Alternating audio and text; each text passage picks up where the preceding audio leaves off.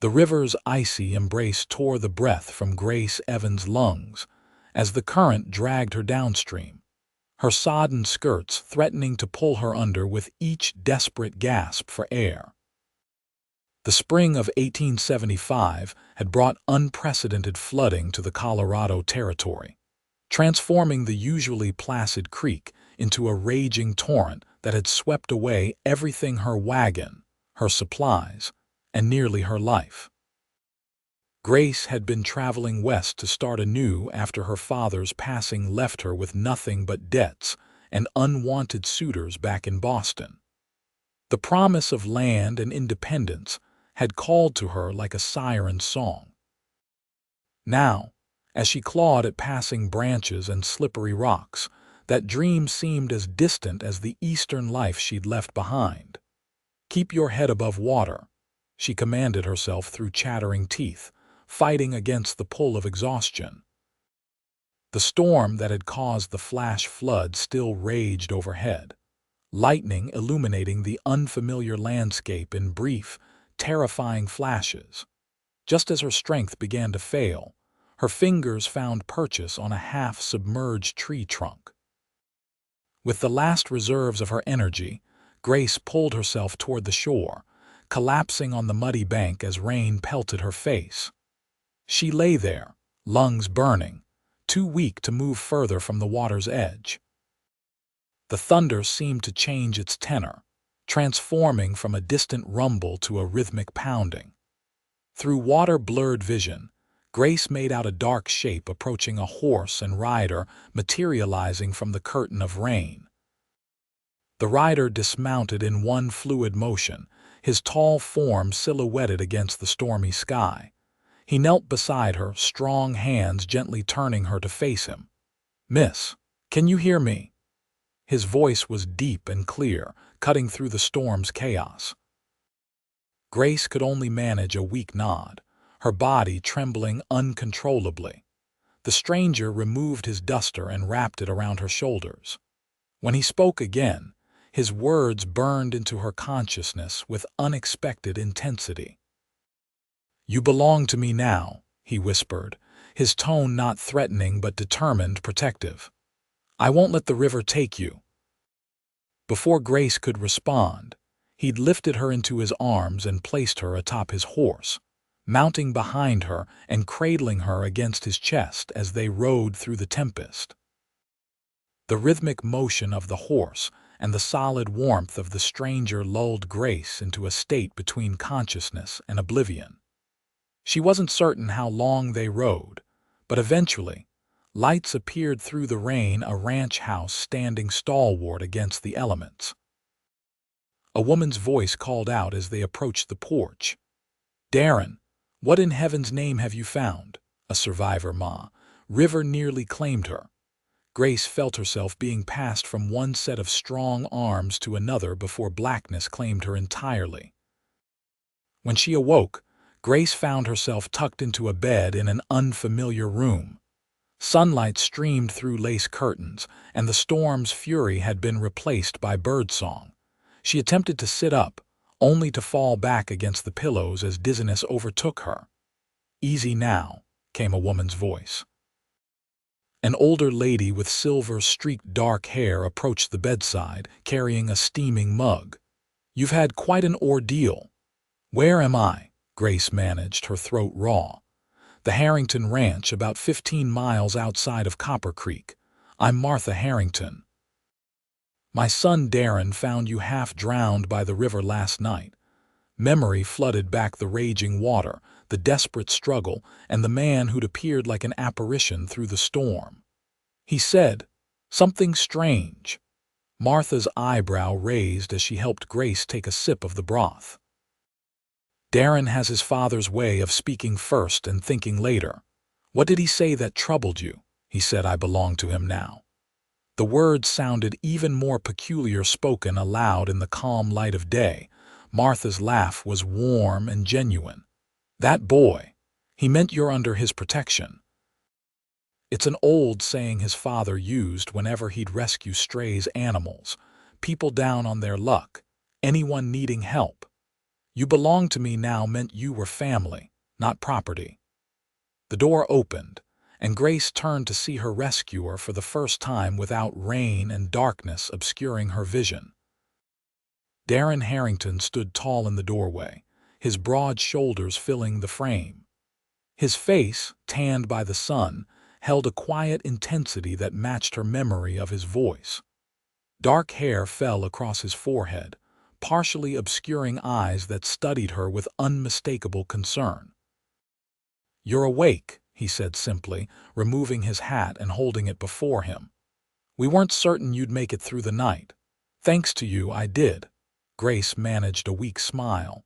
"Though I believe I misunderstood your meaning during our introduction." A flush crept up his neck. "Ma's been explaining my poor choice of words, I reckon." "Darren has a habit of speaking in his father's phrases," Martha said, patting her son's arm. "Jonathan had a way with words that sometimes needs translation for outsiders." "Had?" Grace asked, then immediately regretted it as sorrow flickered across both their faces. "Pa passed 2 winters ago," Darren said, his voice steady but with an undercurrent of grief. "Pneumonia took him quick." "I'm sorry for your loss," Grace said softly.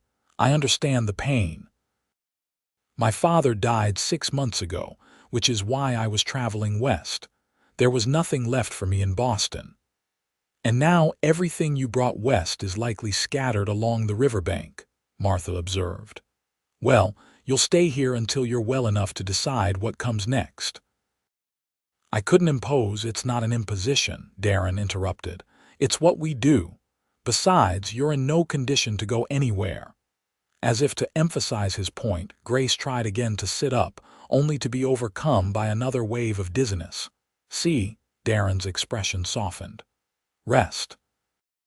We'll talk more when you're stronger." Over the next week, Grace regained her strength under Martha's attentive care. She learned that the Harrington Ranch was one of the largest in the territory, running cattle across thousands of acres with the help of a dozen cowhands. Darren had taken over operations after his father's death, though Martha remained involved in all major decisions. As soon as she could walk steadily, Grace insisted on helping with household tasks. She found Martha to be a knowledgeable teacher, patient but exacting in her standards. "A ranch this size needs management from sunup to sundown," Martha explained as they prepared dinner for the ranch hands. "Jonathan and I built this place from nothing but a claim and a dream. Now it's Darren's burden to bear, though he's more than capable." "He seems very dedicated," Grace observed, thinking of how she rarely saw Darren except at mealtimes, when he would inquire politely about her recovery before returning to work. Martha's knowing smile made Grace blush. "He rides out at first light to check the north pasture daily, even though Sam could do it. I believe he's avoiding something or someone." Before Grace could respond, the door swung open and Darren entered, removing his hat and gloves. His eyes met Grace's briefly before he turned to the wash basin. "The creek's receding," he reported, scrubbing trail dust from his hands. "We found some of your belongings caught in the bend by Miller's old place." He gestured to a saddle bag draped over a chair. "Not much, but I thought you might want it." Grace's heart leapt as she rushed to the bag. Inside, she found her father's pocket watch, a daguerreotype of her parents, and remarkably, a small leather-bound journal, its pages water-stained but intact. "You've returned my most precious possessions," she said, eyes shining with unshed tears. "How can I ever thank you?" "No thanks needed," he replied, his voice gruff. "Glad to have found something of value." That evening, after the ranch hands had eaten and departed to the bunkhouse, Grace sat on the porch, watching as twilight painted the western sky in brilliant oranges and purples. The vastness of the landscape still overwhelmed her at times, so different from Boston's crowded streets. She heard the door open behind her and turned to see Darren step onto the porch, 2 cups of coffee in hand. He offered one to her silently, before taking a seat in the neighboring rocker. "Does it ever become ordinary?" Grace asked after a comfortable silence. "The beauty of this place." Darren considered the question, sipping his coffee. "Some days I'm too busy to notice it. Then something catches my eye, light breaking through clouds over the ridge, or a hawk circling above the herd, and it hits me all over again." He glanced at her. "You're planning to stay in the territory, then?" "I was heading to my uncle's claim near Denver. He passed last year, but he left his homestead to me in his will. I have the deed papers." Her voice faltered. "Had them, at least. They were in my trunk." Darren's brow furrowed. "Without proof of ownership." "I know," Grace sighed. "Someone else will claim it if they haven't already. I've lost my inheritance and my chance at independence." "There's work here," Darren said suddenly. "Ma could use help with the house and accounts. We can provide room and board plus wages, until you decide what comes next." Grace studied him, surprised by the offer. "You barely know me." "I know enough." His eyes held hers steadily. "You survived what would have killed most people. You haven't complained once about your circumstances. And Ma likes you, which says more than any reference letter could." The simple assessment warmed Grace in a way she hadn't expected. "Then I accept, with gratitude." Spring turned to summer, and Grace found herself settling into life at the Harrington ranch with surprising ease. The work was demanding but satisfying. She discovered an aptitude for bookkeeping that Martha appreciated, freeing the older woman to focus on other aspects of running the household. What Grace hadn't anticipated was how her feelings toward Darren would evolve. Initially, she'd seen him only as her rescuer and employer. But daily interactions revealed a man of integrity, quiet humor, and unexpected depth. He was unfailingly fair with his men, gentle with animals, and possessed a practical intelligence that commanded respect without demanding it. On a sweltering July afternoon, Grace was returning from the storage cellar with preserved vegetables for dinner when she heard raised voices from the study. Curiosity overcame propriety, and she paused outside the partially open door. "The offer stands until the end of the month," said an unfamiliar male voice. "30,000 is more than fair for land that's mostly been grazed to dirt." "This dirt has supported my family for 20 years, Darren replied, his tone controlled but cold. "And it'll support us for 20 more if managed properly." "The railroad's coming, Harrington. Progress doesn't wait for sentimentality. Sell now, or watch your cattle operation become worthless when you're cut off from the markets." "Strange how your concern for my financial future appears just as your company needs this particular strip of land," Darren observed dryly. "My answer remains no, Mr. Wilson. Now, if you'll excuse me, I have actual work to attend to." The door swung open fully, revealing a well-dressed man whose face reddened at the sight of Grace. He brushed past her without acknowledgement, storming toward the front door. Darren appeared in the study doorway, his expression clearing somewhat when he saw Grace. "How much did you hear?" "Enough to gather someone wants to buy part of your ranch," she answered honestly. "For the railroad," he nodded, running a hand through his hair in a gesture she'd come to recognize as frustration. "The Southern Pacific wants a right-of-way through our best grazing land." Their first offer was insulting. This one's merely inadequate. "You won't sell at any price," Grace guessed, following him as he strode toward the kitchen. "This land is more than property, Grace. It's my parents' legacy. Every fence post, every structure, they built it together." His voice softened. "Pa used to say we don't really own the land, we're just its caretakers for the next generation." The simple sincerity of his words touched her deeply. "It's a beautiful way to view one's responsibility." Darren turned to her, something unreadable crossing his features. "Sometimes I wonder if there will be a next generation. Running this place alone isn't what I planned." Before Grace could respond, Martha entered, and the moment passed. But the implications of his words lingered in her mind long afterward. The following Sunday, the ranch observed its tradition of a day of rest. After a morning spent attending services in town, Martha announced her intention to visit a friend for tea, leaving Grace and Darren alone at the ranch house. "I thought you might like to see more of the property," Darren suggested as they cleared away the midday meal. "There's a spot up on the ridge that offers the best view in the county."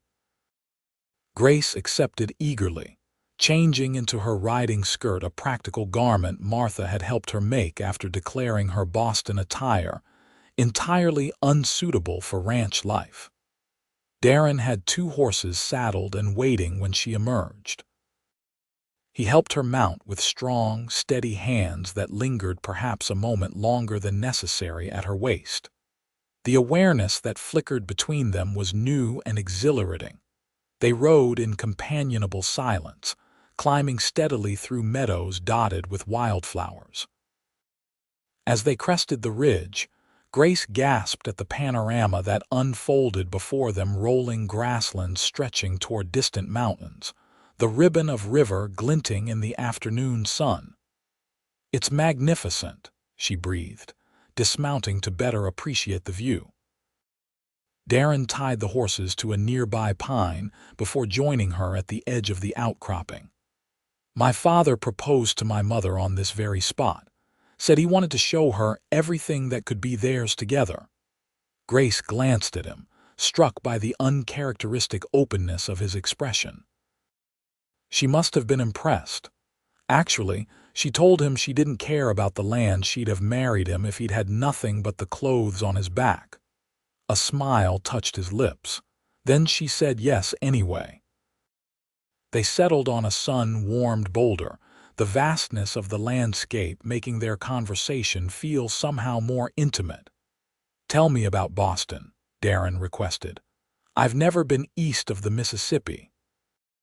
Grace described her childhood home, the busy harbor, cobblestone streets, and proper society gatherings that had been the center of her mother's world. After Mother died, Father threw himself into his shipping business. He was rarely home, and when he was, she hesitated. "He was often disappointed in me." "How could anyone be disappointed in you?" Darren asked, genuine confusion in his voice. The simple question loosened something tight in Grace's chest. "I wasn't the society daughter he wanted. I preferred books to balls," questioned when I should have acquiesced. "When he died and the business debts came to light, his friend's sons offered marriage, but only if I would be the proper, obedient wife my mother had been." "And you chose the unknown West instead," Darren concluded. "I chose the possibility of freedom," Grace corrected. "Even if it meant facing dangers I couldn't imagine, like raging rivers, among other things." She smiled, meeting his gaze. Darren reached out slowly, as if giving her time to withdraw, and tucked a strand of hair behind her ear. "I've never met anyone like you, Grace Evans." The tenderness in his touch made her breath catch. "Nor I you, Darren Harrington." For a moment, Grace thought he might kiss her. Instead, he stood and offered his hand. "We should head back before Ma returns and wonders where we've gone." The ride home was filled with a new awareness, unspoken but undeniable. That evening, as Grace prepared for bed, she acknowledged the truth she'd been avoiding for weeks. She was falling in love with Darren Harrington. August brought scorching days and the twice-yearly cattle drive to the railhead at Pueblo. Darren would be gone for at least 2 weeks, leading his men and nearly 800 head of cattle to market. The night before his departure, Grace found him on the porch, studying the stars. She joined him silently, their shoulders almost touching as they leaned against the railing. "The drive shouldn't be difficult this time of year," he said, answering her unasked question. "Weather's holding steady and the herd's in good condition." Still, I'll worry until you return safely, Grace admitted. Darren turned to face her, his expression serious in the lantern light. Grace, there's something I need to say before I leave, her heart quickened. Yes, these past months having you here. He hesitated, searching for words. The ranch has never run more smoothly. Ma hasn't been this happy since before Pa died. And the bunkhouse door slammed in the distance, and voices carried across the yard as two ranch hands headed toward the barn for a final check on the horses. Darren stepped back slightly, the moment broken. You were saying, Grace prompted when the men had passed. Darren shook his head. It can wait until I return. Some conversations shouldn't be rushed. Though disappointed, Grace nodded her understanding. I'll hold you to that promise. I'm counting on it.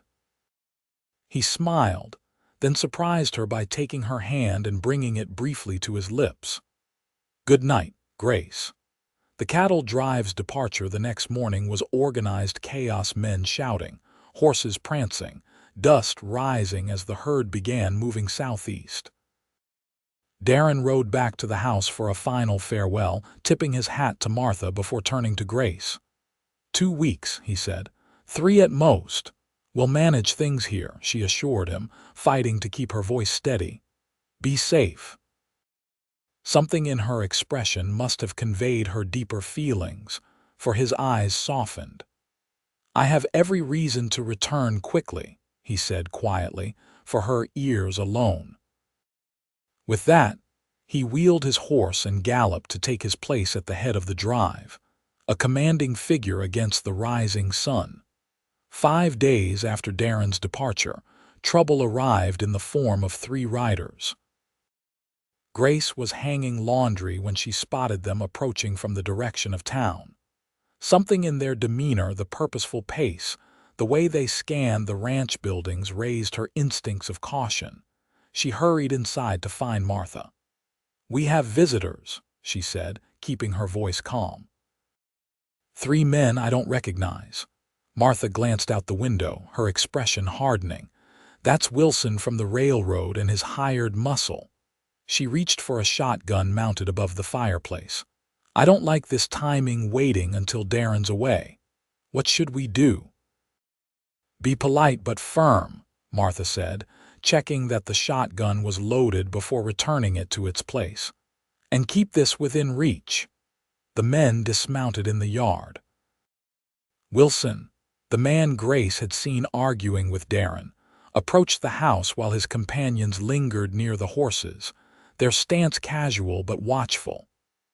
Mrs. Harrington, Wilson greeted as Martha opened the door, his tone cordial but his smile not reaching his eyes.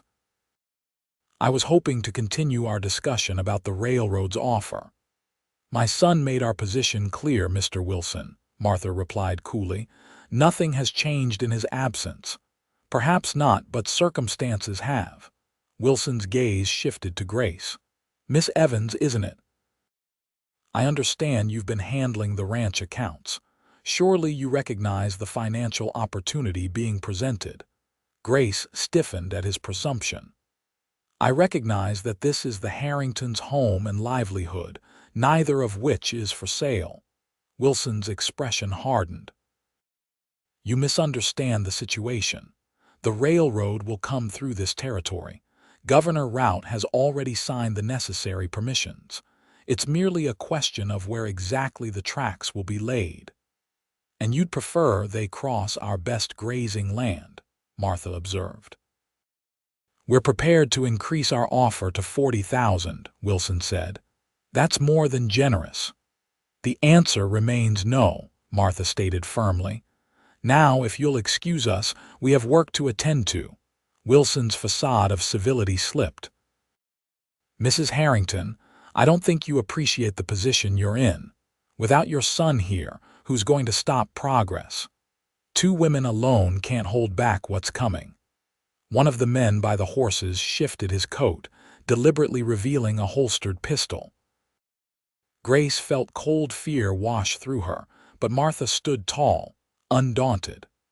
My husband and I faced down Comanche raids and claimed jumpers to build this ranch, Mr. Wilson. Your threats don't impress me. I'm merely pointing out realities, Wilson insisted, though his tone belied the innocent words. Accidents happen on isolated properties like this. Fires start, cattle wander off. It would be a shame if something unfortunate occurred while your son was away. That sounds remarkably like a threat, came a new voice from behind Wilson. Grace looked past him to see the ranch foreman, Sam Jeffries, approaching with 3 cowhands who had stayed behind from the cattle drive. All were armed, their expressions grim. Wilson turned slowly, assessing the changed situation. "Just a friendly business discussion," he said smoothly. "No need for concern." "Then you won't mind concluding your friendly discussion and moving along," Sam suggested, his hand resting casually near his holster. For a tense moment, Grace feared violence would erupt in the yard. Then Wilson nodded curtly to his companions and they mounted their horses. "This isn't over," he said, looking directly at Martha. "Smart business people know when to negotiate and when to cut their losses." "My son is the smartest businessman I know," Martha replied evenly. "And he said no." "Good day, Mr. Wilson." After the unwelcome visitors had departed, Grace found herself trembling with delayed reaction. "Do you think they'll return?" Martha's expression was troubled. "Not immediately, but Wilson isn't the type to accept defeat easily." "Should we send word to Darren?" Grace asked. "The drive's too far out now," Sam answered. "We'd never catch up before they reach Pueblo, but don't worry, Miss Evans. We'll keep a closer watch on the place until the boss returns." Despite Sam's reassurances, the encounter left Grace uneasy. That night, she and Martha took turns keeping watch, the loaded shotgun within reach. 3 days passed without incident, lulling them into believing Wilson's threats might have been mere intimidation. Then, shortly after midnight on the 4th night, Grace awoke to the acrid smell of smoke. She bolted from bed, throwing open her door to find the hallway hazy with smoke. "Martha," she called, rushing to the older woman's room. "Fire!" They hurried downstairs to find flames licking up the outer wall of the kitchen, spreading rapidly toward the main part of the house. Outside, they could hear shouts as the ranch hands emerged from the bunkhouse, Sam organizing a bucket brigade from the well. "The ledgers," Martha gasped, turning back toward the study. "All our records, I'll get them," Grace insisted, pushing the older woman toward the door. "Go." The study was still clear of flames, though smoke hung heavy in the air. Grace gathered the account books and property deeds, stuffing them into a canvas bag. As she turned to leave, a framed photograph on the desk caught her eye: Darren's parents on their wedding day. She grabbed it as well, unwilling to let such a treasured memento be lost. Outside, the battle against the fire continued. The men had managed to contain the flames to the kitchen and adjacent storage room, but the struggle was far from over. Grace joined the bucket line, passing water despite her burning lungs and aching arms. By dawn, they had extinguished the last embers. The kitchen was destroyed, and smoke damage extended throughout the house, but the structure itself remained sound. "It wasn't an accident," Sam declared grimly, holding up a broken lantern found outside the kitchen window. "Someone threw this to start the blaze." Martha's face was streaked with soot, her expression a mixture of exhaustion and fury. "Wilson." "No proof," Sam cautioned, "but I'd stake my wages on it. He's getting desperate, the railroad's pushing him for results." "What do we do now?" Grace asked, surveying the damage. "We rebuild," Martha said firmly, "and we stay vigilant until Darren returns." The next week passed in a blur of activity. Grace and Martha moved into the bunkhouse while the ranch hands worked to repair the damage to the house. Sam posted guards day and night, though no further incidents occurred. 10 days after the fire, just as they were beginning to hope the worst was behind them, a lone rider approached from the east. Grace's heart leapt, thinking Darren had returned early, but the figure was unfamiliar. The rider proved to be a young cowhand from a neighboring ranch, his expression grave as he dismounted. "Mrs. Harrington, I've got news from the cattle drive." Martha's face paled. "What's happened?" "There was trouble at the river crossing," the young man explained. "Herd got spooked by something, maybe wolves, maybe rustlers." In the confusion, Mr. Harrington's horse lost its footing. He went into the water trying to turn the lead steer. Grace felt the world tilt beneath her. "Is he?" She couldn't complete the question. "He's alive," the cowhand assured them quickly. "But hurt pretty bad. They've got him at Doc Miller's place in Pueblo. Mr. Harrington told them to finish the sale and continue home without him, but I thought you'd want to know right away." "Thank you," Martha said, her voice steady despite her obvious distress. "We'll leave for Pueblo immediately." The journey to Pueblo took nearly 2 full days by wagon. Grace drove while Martha rested, neither woman speaking much as miles of prairie passed beneath the wheels. Fear for Darren consumed Grace's thoughts, along with the painful realization of how deeply he had come to matter to her. Pueblo was a bustling town, the railroad's influence evident in its rapid growth. They found the doctor's residence easily enough, a white clapboard building with a small sign advertising medical services.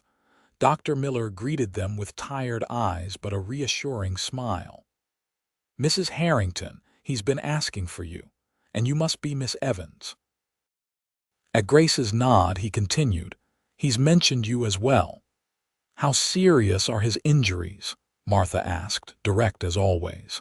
"Broken leg, 3 cracked ribs, and a nasty gash on his head that gave us some concern.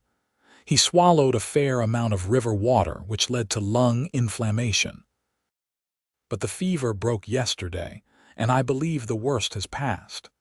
Relief washed over Grace so intensely that she had to steady herself against the wall. "May we see him?" The doctor led them to a small bedroom at the rear of the house. Darren lay still against white sheets, his face pale beneath his tan, a bandage wrapped around his head. His eyes were closed, but they opened at the sound of footsteps. "Ma," he said, his voice hoarse but clear. His gaze shifted to Grace, something vulnerable and unguarded in his expression. "Grace, you came." "Of course we came," Martha said, moving to his bedside and taking his hand. "Though you gave us quite a scare, son." "Not my finest moment," he admitted with a weak smile. "But the herd made it to market safely," Dr. Miller assured him. "Your foreman Tom handled everything just as you would have." "And the ranch?" Darren asked, looking between his mother and Grace. They exchanged glances, silently debating how much to reveal. "There was some trouble," Martha acknowledged. "Wilson and his railroad men made threats. Later there was a fire." "What?" Darren tried to sit up, wincing at the movement. "The kitchen and storage room were damaged," Grace explained quickly. "But we've already begun repairs. No one was hurt." "Wilson," Darren growled. "I should have known he'd try something while I was away." "Sam and the hands who stayed behind have been vigilant," Martha assured him. "We're managing." "I'm coming home," Darren declared. "Today." Dr. Miller shook his head firmly. "Not possible, Mr. Harrington. That leg needs at least another week before you attempt travel, and even then, it will be slow going." "The railroad will have another try at the ranch if I'm not there," Darren argued. "Then I'll return and help Sam keep watch," Grace decided. "Your mother can stay with you until you're well enough to travel." "No," Darren's voice was sharp with concern. "It's too dangerous." "More dangerous than what you faced at the river," Grace challenged.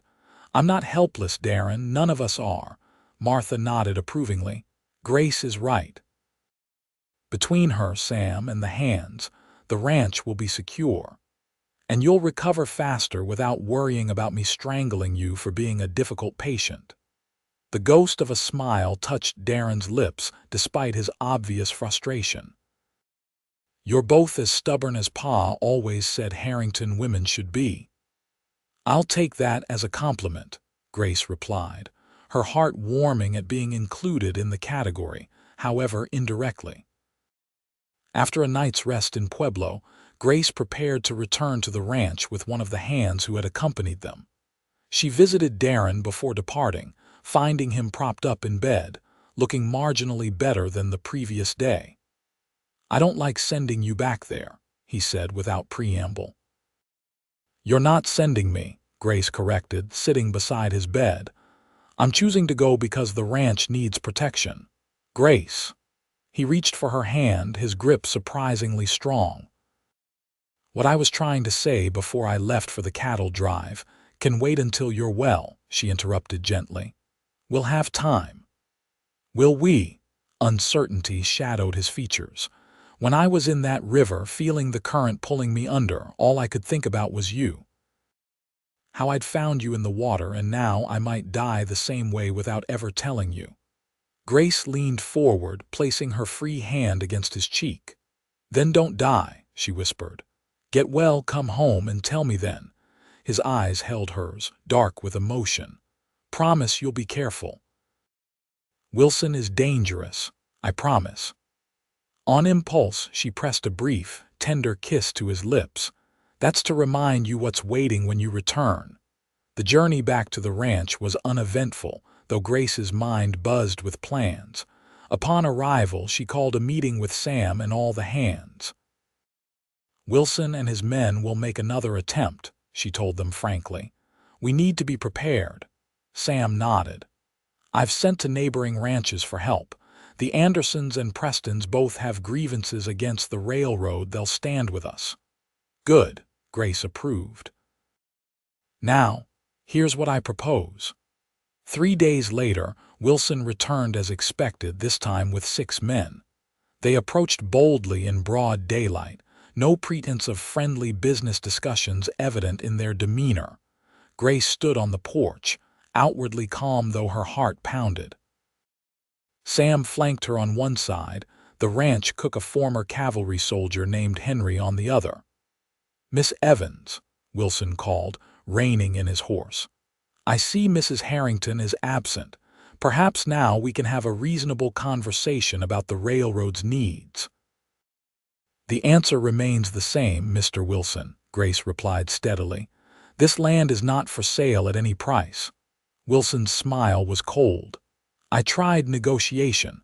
I tried persuasion. Now we'll try a more direct approach." He nodded to his men, who spread out, hands moving toward weapons. "You have until sundown to vacate the property. After that, we'll consider it abandoned and proceed accordingly." "That would be unwise," Grace said, making a subtle gesture with her hand. On her signal, ranch hands emerged from behind the barn, the bunkhouse, and the corral, over a dozen armed men, including several from neighboring properties. They had Wilson and his men surrounded. Wilson's face darkened with fury. "You're making a mistake, Miss Evans. The railroad has powerful friends, so do the Harringtons," came a familiar voice. Grace turned to see a wagon approaching, driven by Martha. Beside her sat Darren, his splinted leg extended before him, a rifle across his lap. The sight of him, pale but upright, determination etched in every line of his face, filled Grace with equal parts joy and fear for his well-being. He shouldn't have traveled yet, but she understood why he had. Wilson's confidence visibly faltered as the wagon stopped and Darren fixed him with a steely gaze. "You threatened my family," Darren said, his voice carrying across the yard. "You damaged my property. That makes this personal, Wilson." "Business is business, Harrington," Wilson replied, though with less conviction. "The railroad can find another route," Darren interrupted. "One that doesn't cross land where my father is buried, where my children will someday run cattle." His eyes briefly met Grace's on these words, their meaning unmistakable. "Now, I suggest you leave while that option remains open to you." Wilson looked around at the armed men surrounding his small group, clearly calculating his odds. After a tense moment, he nodded curtly. "This isn't the end of it, Harrington." "Actually, it is," Martha interjected, producing a folded document from her pocket. "This telegram arrived for my son in Pueblo just as we were leaving. It seems Governor Rout has rescinded certain railroad permissions after learning of threats made against established ranchers." She smiled thinly. "The governor and my late husband served together in the war. He was most displeased to hear how the railroad has been conducting its business." Wilson's face contorted with rage, but he was intelligent enough to recognize defeat. Without another word, he wheeled his horse and rode away, his men following. As the tension broke, the ranch hands cheered. Sam approached the wagon, helping Darren down with careful hands. "Shouldn't have made that journey yet, boss," he observed, though his relief at Darren's return was evident. "Couldn't let you have all the fun," Darren replied, leaning heavily on a crutch as he made his way toward Grace. She met him halfway, mindful of his injuries yet unable to keep from embracing him gently. "You're the most stubborn man I've ever known." "Had to make sure you were safe," he murmured against her hair, "though it appears you had matters well in hand." "We protected what's yours," Grace said simply. Darren drew back slightly, his free hand coming up to cup her cheek. "What's ours, Grace, if you want it to be?" Around them, the ranch hands discreetly moved away, giving them privacy despite the open yard. Even Martha found reason to direct the unloading of the wagon. "Before the cattle drive," Darren continued, "I wanted to tell you that you've become essential to this place to me. When I was trapped in that river, feeling the current pulling me under, all I could think was that I might never see you again, never tell you how I've come to feel." Grace's heart soared at his words, so similar to what he'd begun to say in Pueblo. "And how is that exactly?" "I love you," he said simply. "I think I started falling the moment I pulled you from the river. By the time summer came, I knew for certain, this ranch, this life, I want to share it all with you if you'll have me." "I love you too," Grace whispered, tears of joy blurring her vision. "When I left Boston, I was searching for independence, for a place to belong. I never expected to find it in a man who rode through a storm and told me I belonged to him." Darren smiled at the memory. "Not my smoothest moment, but honest," Grace replied, "because I do belong with you, Darren. And you with me." His kiss was gentle but filled with promise of healing, of building, of a future together on the land they both had come to love. Autumn painted the Colorado territory in russet and gold as Grace Evans became Grace Harrington in a simple ceremony on the ridge overlooking the ranch. Martha, beaming with approval, stood witness alongside Sam and the ranch hands who had become like family. Darren, his leg healed enough to stand without support, took Grace's hands in his as they exchanged vows beneath the vast western sky. "From river to ridge," he promised, "in storm and in sunshine, you belong to me as I belong to you, equals in all things, partners in all ventures." "From this day forward," Grace agreed, her heart full to bursting. "This land, this life, this love, they're ours to share, to protect, to pass on." As winter settled over the ranch, bringing peaceful evenings by the fire in the newly rebuilt kitchen, Grace often thought about the journey that had brought her west. The loss of her inheritance had led to something far more valuable, a home built on love, respect, and shared purpose. "Any regrets?" Darren asked one night, finding her gazing out at moonlight silvering the snow-covered landscape. "Not one," Grace answered truthfully, leaning into his embrace. "The river may have taken everything I brought west, but it led me exactly where I was meant to be." With a stubborn cowboy who doesn't know how to introduce himself properly, Darren teased. With a man who saw something worth saving in a half-drowned stranger, Grace corrected, turning in his arms to face him. Who taught me that belonging isn't about possession but protection, partnership.